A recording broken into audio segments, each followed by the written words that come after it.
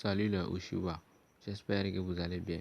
Aujourd'hui nous allons parler de One Piece puisqu'on a déjà fait une vidéo sur Dragon Ball et Naruto. D'ailleurs je vous invite à aller les regarder. Si c'est votre première fois, n'oubliez pas de vous abonner à ma chaîne YouTube. Nous allons parler d'un autre sujet, de la possible retour de Enel dans Elbaf.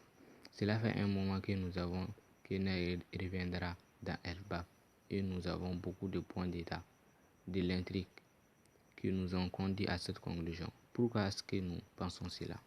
Eh bien, pour commencer, Bellamy et d'autres ont mentionné qu'il y a une entrée pour les îles du ciel dans le Nouveau Monde, étant donné que la sera probablement centrée sur les dieux mythiques du monde de One Piece.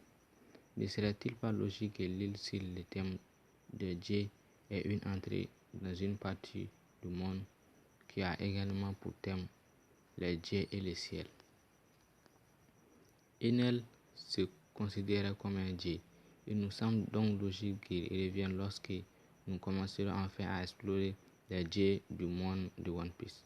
D'autant que les récentes révélations sur le fruit de Luffy ont donné plus de poids narratif à son combat contre Enel. Un humain qui pensait être un dieu a combattu un dieu qui pensait être un humain.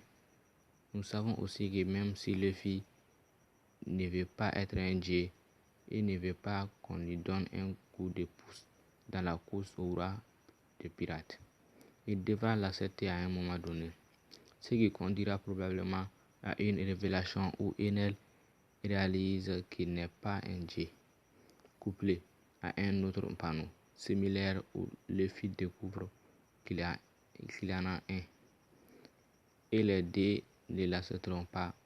Nous avons donc le combat thématique de l'humain qui ne peut pas accepter qu'il n'est pas un dieu contre le dieu qui ne veut pas qu'il n'est pas un humain. Donc Enel apprend une partie de la véritable histoire et la nie. Enel refuse d'accepter qu'il n'est pas un dieu et tombe dans son arrogance face à Luffy, qui apprend à accepter sa divinité en acceptant ses responsabilités. De plus, en supposant qu'Elbaf soit l'île au thème nordique, ne serait-il pas logique que quelqu'un qui pourrait prétendre du titre de Thor arrive sur l'île depuis l'île du ciel, prêt à conquérir le Nouveau Monde après avoir conquis la Lune?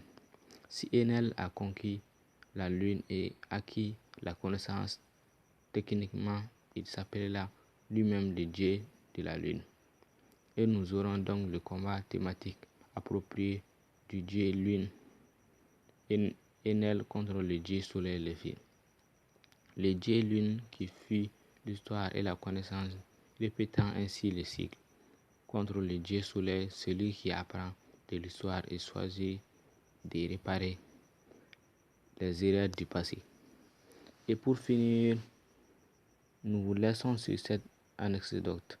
Oda a déjà déclaré qu'il aurait souhaité avoir introduit Crocodile et Enel beaucoup plus tard dans l'histoire parce qu'il voulait qu'ils soient beaucoup plus forts et voulait montrer beaucoup de leur pouvoir fou, mais était limité dans son utilisation des pouvoirs en raison de leur placement dans l'histoire, enfin d'être des adversaires que Luffy pourrait vaincre de façon réaliste. Donc pour moi, avec Crocodile qui vient de faire sa réapparition dans l'histoire, ne pensez-vous pas que Oda voudrait ramener Enel aussi pour qu'il puisse enfin montrer dont ces deux personnages sont capables?